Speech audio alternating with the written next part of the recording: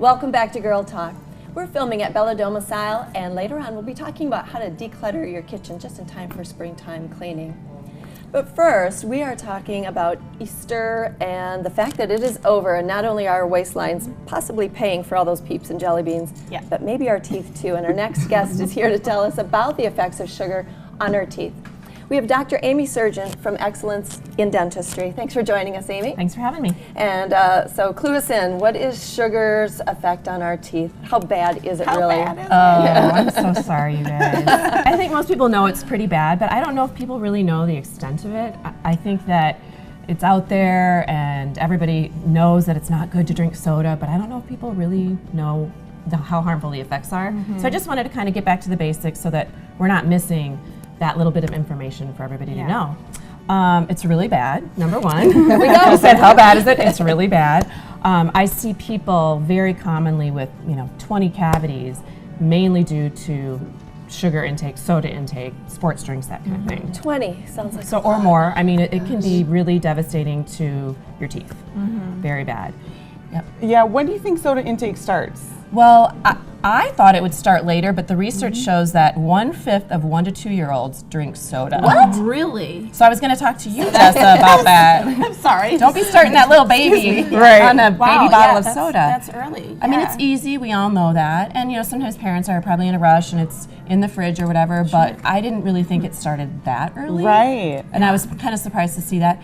Generally, it's going to start a little bit later, school age, but I was surprised to hear that, 1/5 of the 1 to 2 year olds drink soda. That's so crazy. available, that's the challenge there. And being a parent, I'm sure, you really have to kind of monitor those things because anywhere that they're going, they're exposed to the option and the opportunity now. Sure, schools, friends' homes. Well, Anywhere. the younger you start and the more available and more natural it is to just drink it. You don't think about, you're like, oh, well, I probably shouldn't, but everyone does. Yeah, and then it starts that habit. Soda, peer pressure. So just talk to us about the how. How is it harmful? I mean, we know it is harmful. What is it doing? What's it causing? So I'll talk about regular soda first because I would think that's a little more widespread and it is more damaging. I think most people know that. So there's obviously sugar and then there's acid in the soda. And then there's this bacteria that we all have in our mouth. And we all have varying amounts of this bacteria. It's called strep mutans and it's the cavity-causing bacteria. Okay. You don't have to remember that, but it is what we call the cavity-causing bacteria. So basically that sugar in the soda is a substrate for this bacteria and it allows our teeth to become in a kind of a soluble form where they can get cavities. So that acid combines, or the sugar combines with the bacteria to create an acid environment. Okay. And then that bacteria can attack those teeth to cause the cavities. So we're kind of weakening the whole thing and strong, allowing it to penetrate. Creating that environment for cavities. Wow. Exactly. And that's, go ahead. So I'm hearing you say it's not just the sugar, it's the acid in the soda? Yep, the sugar and acid, and then obviously the acid that combines when the bacteria eats that sugar is also part of the culprit, yes. Okay. Yeah. Well, I'm a big diet drinker, so doesn't have the sugar. So sorry. No, it's not any better? It still has the acid, so you're still going to have that breakdown of the strong enamel coating of our teeth, and it's going to allow cavities to occur as well. Does it matter, like, light colored, dark colored?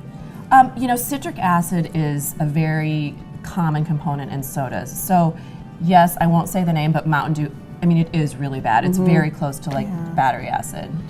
Can we just talk about the fact that we're drinking acid? I was going to tell you. It's so refreshing. Pure water has an acid level of 7, which is neutral. What? So that's good. Yeah, water's 7. That's neutral. Sorry, I was just still on acid. So there's acid and basic. I was like...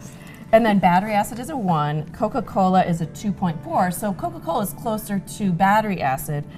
And so is Mountain Dew. It's worse. Well, have you seen those videos? Like you can, if you have things that are rusted out, you can use Coca-Cola. Right. Yeah. We're almost but I didn't know diet was going to be that bad. We better wrap up. What do we do besides not drink it?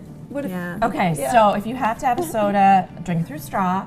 Try not to sip it all day. I do see more damaging effects if somebody's sipping soda the whole day. Like say they're working in an environment where they can have something to drink all day and they're drinking soda.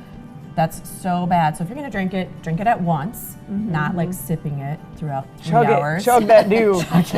And then rinse with water or even a fluoride rinse if you could do that. What about juice? Are juices bad? Yep. Okay.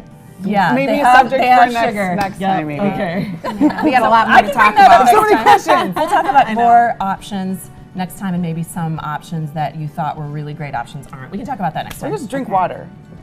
Great idea. Yeah, consider the water, at least a few changes. Yep. Thanks, Amy, we appreciate it. Thanks for having We're me. going to have to take a break. We'll be right back with all about chiropractic, talking about chiropractic care and your sports performance.